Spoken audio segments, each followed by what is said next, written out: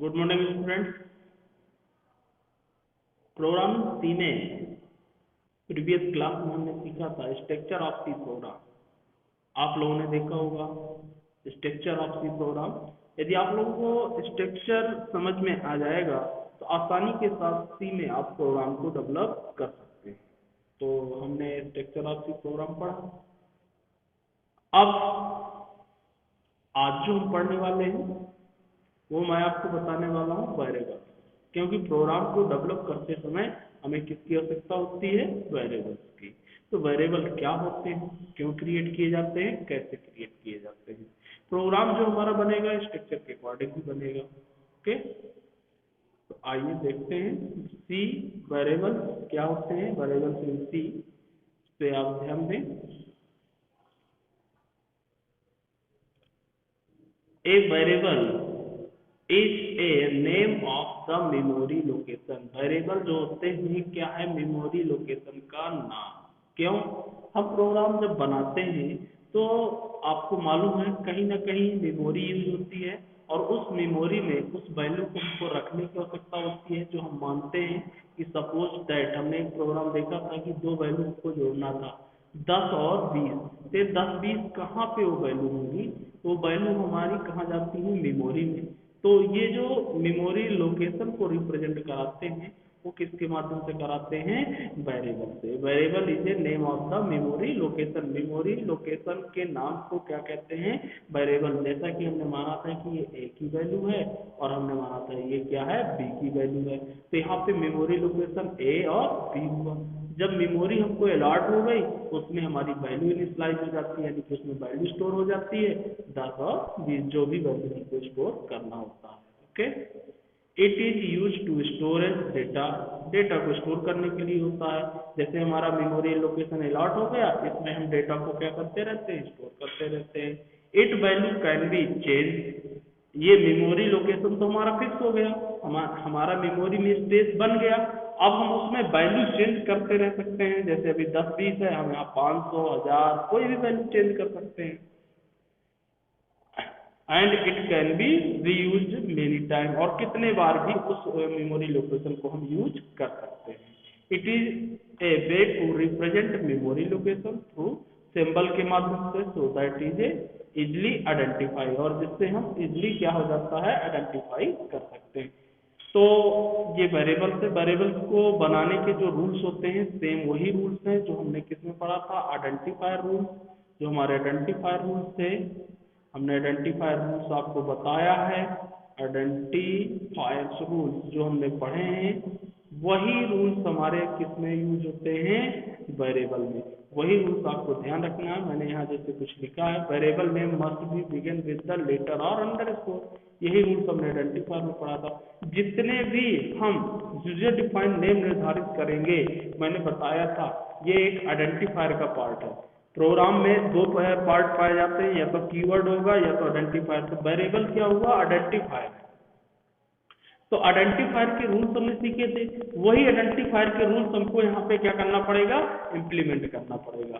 तो कीवर्ड्स तो है नहीं वेरिएबल, तो आइडेंटिफायर से यूजर डिफाइन है, तो यूजर डिफाइन है तो उसके रूल्स हमको फॉलो करना पड़ेगा।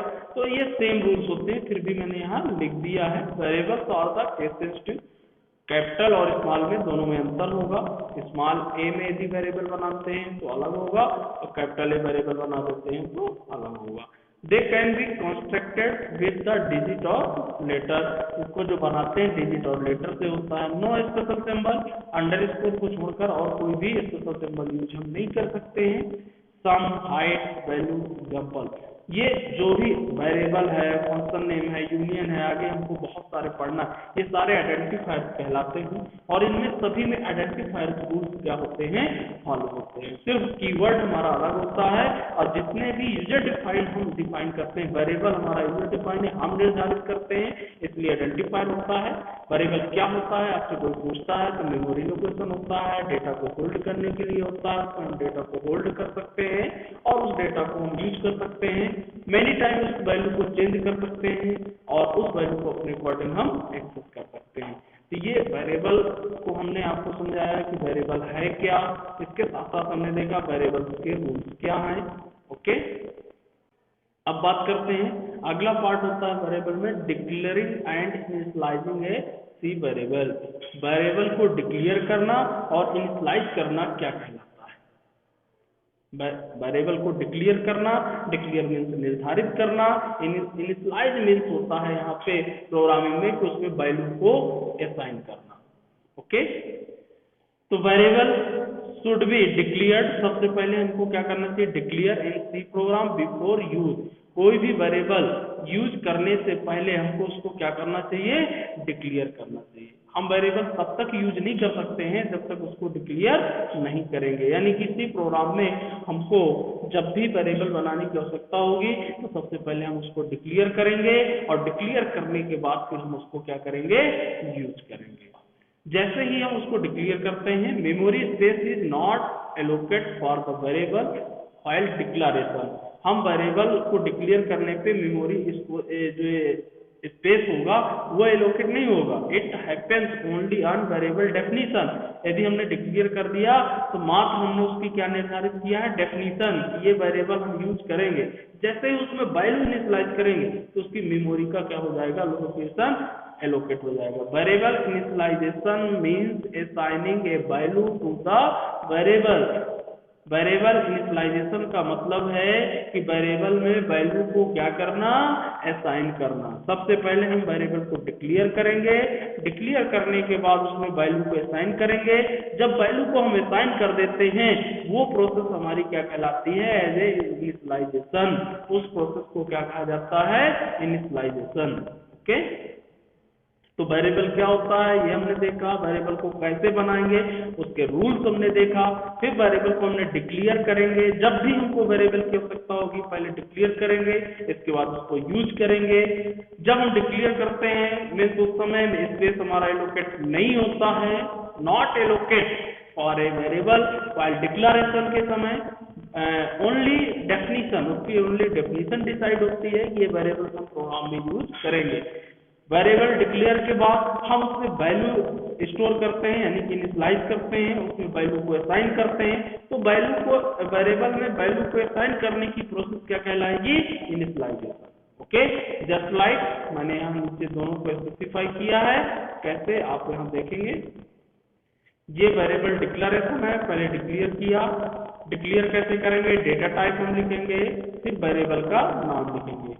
ये आपका पूरा वेरिएबल डिक्लेरेशन कहलाता है। डेटा टाइप क्या होते हैं मैं अभी स्टार्ट में बता रहा हूँ, आगे का जो हमारा चैप्टर होगा डेटा टाइप होगा। इंट डेटा टाइप पाया जाता है, फ्लोट डेटा टाइप पाया जाता है। ये अभी मैं 3 डेटा टाइप यहाँ पे बता रहा हूँ। और एक कैरेक्टर डेटा टाइप पाया जाता है CHAR। ये 3 डेटा टाइप यूज होते हैं अभी। सी लैंग्वेज में कई डेटा टाइप हैं, वो हम डिटेल में पढ़ेंगे। इंट का मतलब है ओनली इंटीजर वैल्यू स्टोर होगी, जिसमें दशमलव वाली वैल्यू स्टोर नहीं होगी। जब हमको ओनली इंटीजर वैल्यू स्टोर करना हो तो हम इंट डेटा टाइप का यूज करेंगे। और जब हमको दशमलव वाली वैल्यू स्टोर करना हो तब हम क्या यूज करेंगे? फ्लोट डेटा टाइप यूज करेंगे। बात समझ में आ गई? जब हमको दशमलव वाली वैल्यू यूज करना हो तो फ्लोट डेटा टाइप यूज करना होगा। और जब हमको कैरेक्टर स्टोर करना हो इस तरीके से तो हम CHAR स्टोर करेंगे। लेकिन कैरेक्टर को स्टोर करने के लिए ओनली सिंगल कैरेक्टर ही स्टोर कर सकते हैं, और वो भी किस में देंगे? सिंगल कोट पे। तो ये 3 डेटा टाइप अभी हमको सीखना है, तीनों डेटा टाइप अभी हम यूज करेंगे और इसके बाद फिर आगे हम डिटेल में डेटा टाइप सीखेंगे। तो जब भी हम वेरिएबल बनाते हैं, जैसा कि इसने सिंटेक्स बताया, डेटा टाइप और वेरिएबल का नाम, यानी कि जैसे हमने लिख दिया इंट हमारा क्या हुआ? Data type. अब इसमें जो भी वेरिएबल बनेंगे, जैसे वेरिएबल A ले लिया, B ले लिया, ये हमारा डिक्लेरेशन पार्ट हो गया। ये हमारा क्या कहला गया? Declaration part. और ये डिक्लेरेशन पार्ट हो गया। किस टाइप के वेरिएबल हुए? इंटीजर टाइप के वेरिएबल हुए। क्यों इंटीजर टाइप के वेरिएबल हुए? अब इनमें AB में किस प्रकार की वैल्यू स्टोर होगी? ओनली इंटीजर वैल्यू स्टोर होगी, बिना दशमलव वाली वैल्यू स्टोर नहीं हो सकती है। और यहाँ पे मैं ये भी क्लियर कर दूं, इंटीजर को प्रिंट करने के लिए हम %d का यूज करते हैं।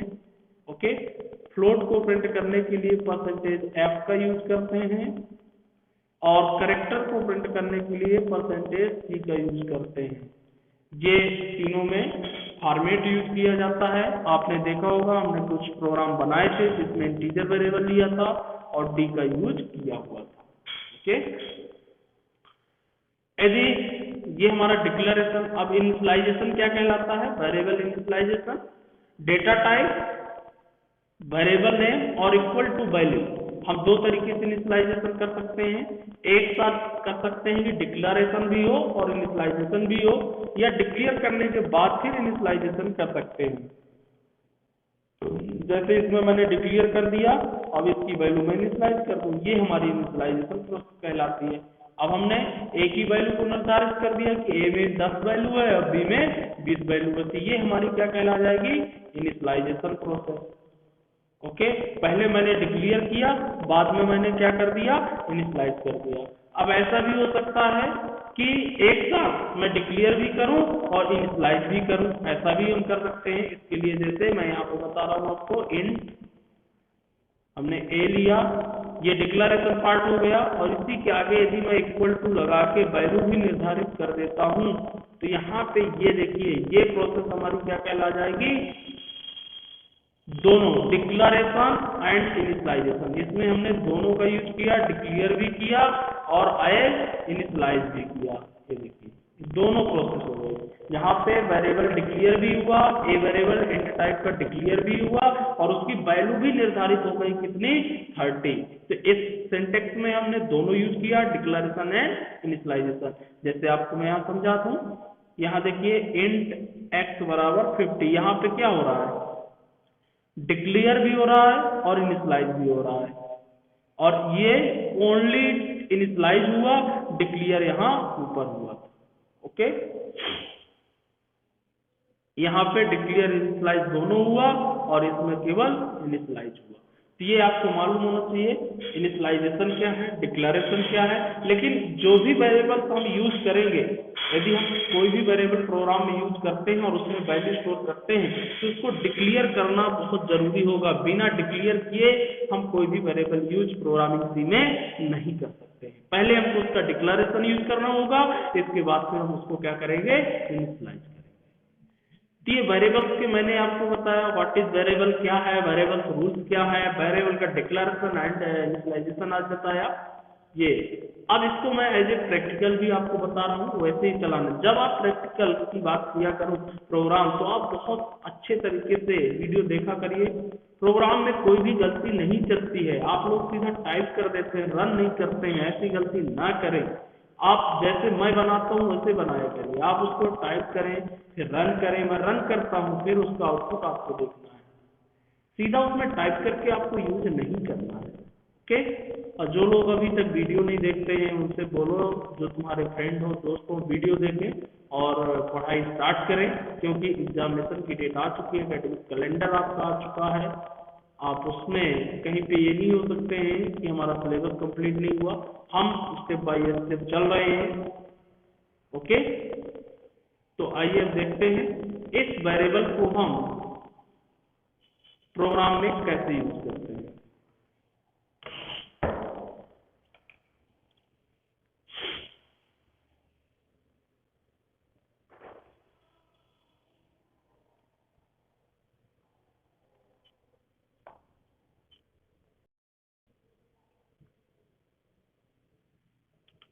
ये जो फाइल खुली है कुछ, इनको मैं क्लोज कर देता हूँ। आज एक नया प्रोग्राम बना के सीखते हैं, वेरिएबल डिक्लेरेशन। आप इसको क्यों लगाते हैं ये भी जानते हैं। इंक्लूड, ये लिंक सेक्शन हमारा कहलाता है, आप लोग जान गए। studio.h मतलब आपका क्या हुआ? स्टैंडर्ड इनपुट आउटपुट फंक्शन है। इसके अंदर कौन से फंक्शन बने हुए हैं? printf और scanf, इसलिए हम इसको यूज करते हैं। इंक्लूड conio.h, इसका मतलब कंसोल इनपुट आउटपुट होता है। इसको क्यों यूज करते हैं? क्योंकि इसके अंदर जो सी लाइब्रेरी में फंक्शन बने हुए हैं वो क्लियर स्क्रीन और आपका गेट ch, हमें ये फंक्शन यूज करना होता है, इसलिए हम इसका यूज करते हैं। ये मेन, वाइड मेन, इसको कंपाइलर जानता है, हमारा प्रोग्राम वाइड मेन से स्टार्ट होता है। इतना आपको लिखना ही लिखना है, इसके बाद अब प्रोग्राम बनाना आपको स्टार्ट करना है। आज से थोड़ा सा कॉन्सेप्ट हम सीखेंगे प्रोग्राम बनाने का। मेन के अंदर स्ट्रक्चर में दो पार्ट होते हैं, हमने स्ट्रक्चर से अभी तक दो पार्ट यूज किया, लिंक सेक्शन और मेन। ओके, बाकी सारे ऑप्शनल हैं। आज मैं यहाँ पे डॉक्यूमेंटेशन सेक्शन भी यूज कर रहा हूँ। डॉक्यूमेंटेशन सेक्शन मैंने बताया था एक लाइन देना है तो ये फॉरवर्ड स्लैश आप यूज करते हैं, इससे अधिक लाइन यूज करना है तो कमेंट आप यूज कर सकते हैं। ये कमेंट के लिए दो प्रकार की होती है, सिंगल लाइन कमेंट और मल्टी लाइन कमेंट। मैं मल्टी लाइन कमेंट का यूज करता हूँ और यहाँ पे लिखता हूँ अपने program addition of two number. Okay, ये एक नॉर्मल मैंने डेफिनेशन दे दिया। अब इस कमेंट को क्लोज करने के लिए एस्टेरिस्क और हम क्या लगाएंगे, बैकस्लैश। ये हमारा क्या कहलाएगा, डॉक्यूमेंटेशन सेक्शन, जैसा कि मैंने आपको बताया था। यदि इसके आगे लिखना चाहते हैं तो आप लिख भी सकते हैं, एस्टेरिस्क करके मैं यहाँ बता देता हूँ जिससे आपको समझ जाए कि क्या है हमारा।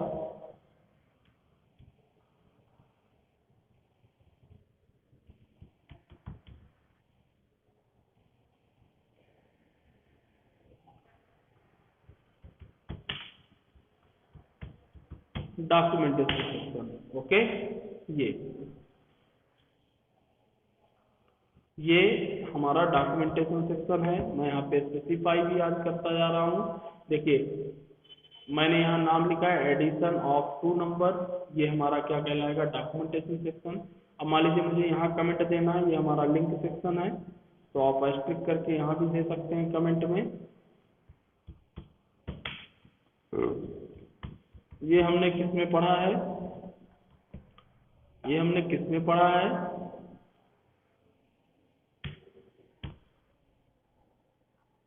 मालूम है ना किस में पढ़ा है हमने, स्ट्रक्चर ऑफ सी प्रोग्राम में। ये डॉक्यूमेंटेशन सेक्शन कहलाया, ये हमारा दोनों पार्ट लिंक सेक्शन कहलाए, और ये हमारा क्या कहला जाएगा, मेन फंक्शन। ओके,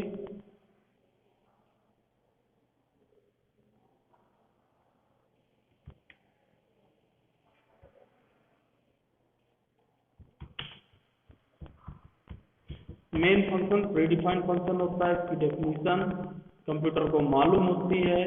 ओके, इसको कंप्यूटर को इसकी डेफिनेशन बताने की आवश्यकता नहीं होती है। मैं इसी कमेंट को आगे कंटिन्यू करके इसी में लिख देता हूँ,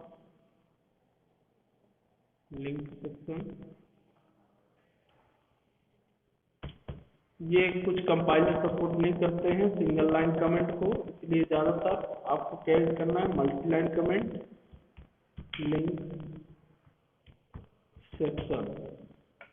स्ट्रक्चर के अकॉर्डिंग मैंने तीनों को स्पेसिफाई किया, ये हमारा डॉक्यूमेंटेशन सेक्शन हुआ, ये हमारा लिंक सेक्शन हुआ, ये हमारा मेन हुआ, कर्ली ब्रेस हुआ। अब हम प्रोग्राम बनाना स्टार्ट करते हैं।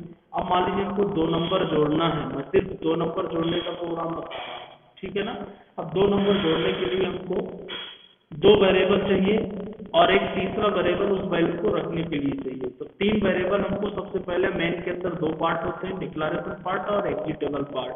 तो सबसे पहले हमको वो पार्ट डिक्लेयर करना पड़ेगा। तो जैसा कि अभी हमने सीखा किस टाइप के हमको वेरिएबल चाहिए, हम डिक्लेरेशन और इनिशियलाइजेशन दोनों एक साथ भी कर सकते हैं, अलग अलग भी कर सकते हैं। हमको इंटीजर चाहिए तो हमने इंट लिखा, ए बी सी तीन चाहिए, ये हमारा डिक्लेरेशन पार्ट होगा। और फिर हम वैल्यू को क्या करेंगे, इनिशियलाइज करेंगे। ऐसे वैल्यू हम इनिशियलाइज कर सकते हैं, कोई भी वैल्यू हम दे सकते हैं इसमें। ओके, ये हमारा इनिशियलाइजेशन पार्ट कहलाएगा। बी इक्वल टू जो भी हमको इनिशियलाइज करना है वो इनिशियलाइजेशन पार्ट होगा। मैं इसी को एक साथ भी कर सकता था, वो आगे मैं बताता हूँ। फिर सी इक्वल हम, ये एग्जीक्यूटेबल पार्ट होगा हमारा। एग्जीक्यूटेबल पार्ट में ए प्लस बी हमने लिखा, तो हमारा एग्जीक्यूटेबल पार्ट है, गई थी। ओके, चालू है, अब हम यूज कर लेंगे।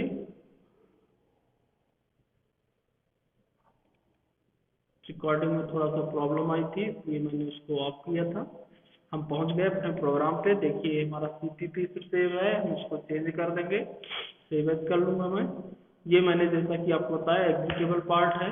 एग्जीक्यूटेबल पार्ट के अलावा अब हम इसमें प्रिंट कराएंगे, प्रिंट एफ मैंने लिखा, और जो वैल्यू मुझे प्रिंट करानी है ए प्लस बी, यदि मैं चाहता हूँ लिख के आए a प्लस बी, तो ऐसा मैं लिख सकता हूँ, ये स्ट्रिंग मेरी कहलाएगी b इक्वल टू, और यहाँ पे जो मुझे वैल्यू प्रिंट कराना है परसेंटेज डी, चूंकि मैंने इंटीजर यूज किया है, और यहाँ पे c की वैल्यू को मैं क्या करा दूंगा प्रिंट, और गेट ch यूज करूंगा, लास्ट में मेन ब्रैकेट को क्लोज करूंगा। आप मोबाइल में चलाते हैं तो भी यही प्रोसेस करना है, आप कंप्यूटर में चलाते हैं तो भी यही प्रोसेस करना है। आप ये बार ध्यान रखें, डॉट सी से इसको सेव करना है, s.c मैंने किया। अब मैं कंपाइल करता हूँ, देखिए जैसे ही कंपाइल करता हूँ सक्सेसफुल मिल जाता है। यदि कोई भी एरर्स होती तो यहाँ बताता है, आप ध्यान दें, ये आना बहुत जरूरी है। जब आप कंपाइल कर लेते हैं इसके बाद इसको आप रन करेंगे तो अल्टर F9, ये देखिए a प्लस बी बराबर 110 मुझे मिल गया। तो यहाँ पे ये जो वेरिएबल्स हुए इनने मेमोरी को एलोकेट किया, और इसके बाद उनमें वैल्यू इनिशियलाइज हुई, वैल्यू इनिशियलाइज होने के बाद हमने प्लस किया। अब अभी यहाँ मैंने डिक्लेरेशन और इनिशियलाइजेशन अलग अलग किया है, यदि मैं चाहूँ तो एक साथ भी कर सकता था। इसको हटा करके मैं यहीं पे डिक्लेरेशन और इनिशियलाइजेशन कर सकता था, मैं वैल्यू कोई भी रख सकता हूँ, वो मेरे ऊपर डिपेंड करता है कि कौन सी वैल्यू मुझे रखना है। ओके, वैल्यू मैं कोई भी रख सकता हूँ, a b बराबर ऐसे। अब डिक्लेरेशन और इनिशियलाइजेशन दोनों होगा ऐसे। अब यदि आप इसको चलाएंगे तो भी आपको आउटपुट वही। अब पुरानी स्क्रीन जो आ रहा है उसको यदि हमको हटाना है तो आपको क्लियर स्क्रीन लगाना होगा, CLSCR सेमीकोलन, रन करेंगे आप, ये देखिए। तो आप ऐसे इसको यूज कर सकते हैं। ये हमारा डिक्लेरेशन पार्ट कहलाएगा, इसमें भी मैं कमेंट दे सकता हूँ, आप सी स्ट्रक्चर से मैच करिएगा और उसको समझिएगा।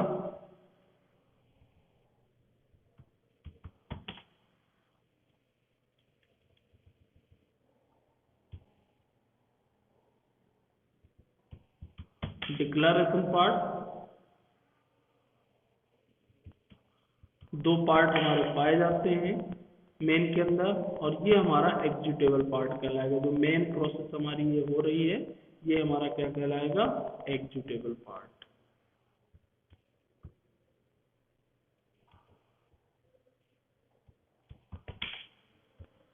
ये हमारा एग्जीक्यूटेबल पार्ट। ओके, तो डिक्लेरेशन पार्ट, एग्जीक्यूटेबल पार्ट, ये आज मैंने आपको बताया। ये हमारा डॉक्यूमेंटेशन सेक्शन, ये हमारा लिंक सेक्शन, ये हमारा मेन, और ये हमारा डिक्लेरेशन, और ये एग्जीक्यूटेबल, ये हमारे वेरिएबल्स कहलाए। मैंने यहाँ पे वेरिएबल डिक्लेरेशन और साथ में इनिशियलाइजेशन दोनों प्रोसेस की है। हम डिक्लेरेशन इनिशियलाइजेशन अलग अलग भी कर सकते हैं। यहाँ पे मैंने एक सिंपल प्रोग्राम एग्जीक्यूट करके आपको स्ट्रक्चर के अकॉर्डिंग और वेरिएबल डिक्लेरेशन और इनिशियलाइजेशन के अकॉर्डिंग बताया। जो आइडेंटिफायर रूल्स हैं हमको ये वेरिएबल्स निर्धारित करने में यूज करना है। देखिए इंट हमारा कीवर्ड है, ये हमारा यूजर डिफाइन है, तो एक को हमको आइडेंटिफायर रूल्स के अंदर हम इसमें अंडरस्कोर लगा सकते हैं, नो प्रॉब्लम, लेकिन किसी स्पेशल सिंबल का यूज नहीं कर सकते, ना डिजिट यूज कर। यदि हमने अंडरस्कोर में लगाया तो जहां भी यूज करेंगे अंडरस्कोर से हमको यूज करना है, ये देखिए। लेकिन मैं चाहूँ कि इसमें सीधे डिजिट लिख दूं तो ये देखिए प्रॉब्लम करेगा। अभी आपको दिखा रहा हूँ, 9A मैंने लिखा है, एरर्स आ जाएगी, ये देखिए एरर्स आ गई, ये देखिए, क्योंकि डिक्लेरेशन हमारा क्या हो गया, गलत हो गया। 9 डिक्लेरेशन स्टार्ट ही नहीं है नंबर से। हमारे रूल में है कि हम अंडरस्कोर या लेटर से ही स्टार्ट कर सकते हैं, स्मॉल कैपिटल कर सकते हैं, नो प्रॉब्लम, अंडरस्कोर लगा के हम कैपिटल स्मॉल ऐसे भी दे सकते हैं। लेकिन जहां जहां ए का यूज होगा हर जगह हमको फिर उसका नाम क्या करना पड़ेगा, चेंज करना पड़ेगा। तो ऐसा हम कर सकते हैं। तो जो रूल्स मैंने आइडेंटिफायर से सिखाए थे उनको आपको वेरिएबल डिक्लेरेशन में इंप्लीमेंट करना है, उनको यूज करना है। फिर मैंने आज एक सिंपल सा प्रोग्राम एडिशन का बताया, जैसा कि मैंने अभी यहाँ पे बताया कि ए बी लिख के आ रहा है। मैं चाह रहा हूँ यहाँ आउटपुट में जो आ रहा है ए बी की जगह वो वैल्यू आए जो वैल्यू हमने दिया है। जैसे यहाँ पे 60 और 90 दिया है तो यहाँ प्रिंट हो, तो उसके लिए आपको परसेंटेज डी यूज करना है। इनकी जगह क्या करेंगे, परसेंटेज डी, तो अब जो वैल्यू होगी वो आएगी। ओके, अब ये मैंने एक सिंपल सा बताया। अब इसी में आपको और बनाना है, आपको प्रोग्राम चेंज करना है, ये आपके ऊपर है। मैंने एडिशन का बता दिया, इसी में आप सब्ट्रैक्शन यानी कि घटाने का बताएंगे। जो वैल्यू हमने दिया वो घट भी जाए, और जो वैल्यू हमने क्या किया मल्टीप्लाई किया, आप देखिए वैल्यू अभी गलत आ रही थी क्योंकि मैंने वहाँ चेंज नहीं किया था इधर। यहाँ पहले ए की वैल्यू प्रिंट हो, फिर बी की वैल्यू प्रिंट हो, फिर सी की। आप देखेंगे आप एकदम एक्यूरेट वैल्यू आपको मिलेगी। अनडिफाइंड सिंबल ए, देखिए हमने यहाँ चेंज कर दिया था A_A, तो मुझे यहाँ भी चेंज करना पड़ेगा जहाँ भी मैं वेरिएबल यूज करूँगा। ये देखिए 60 और 90 150, अब वैल्यू एक्यूरेट आ गई, सही आ गई। अब 60 90, 60 प्लस 90 150 आया, 60 माइनस 90 आए, फिर 60 इंटू 90 आए, फिर 60 डिवाइड बाई 90 आए। ऐसे जो भी वैल्यू दें वो उसका आपका चारों का निकालना है। मैंने सिर्फ प्लस का बताया है यहाँ, आप इसी प्रोग्राम में चेंज करके कल मुझे आउटपुट भेजेंगे माइनस का, इनटू का, डिवीजन का। ओके, इसी प्रोग्राम में चेंज करके आप मुझे भेजेंगे माइनस, इनटू और डिवीजन। ओके, ये प्रोग्राम आपको बनाना है और इसमें जो मैंने बोला उसको चेंज करके आपको भेजना है। ओके, तो आज की क्लास यहीं पर क्लोज करें।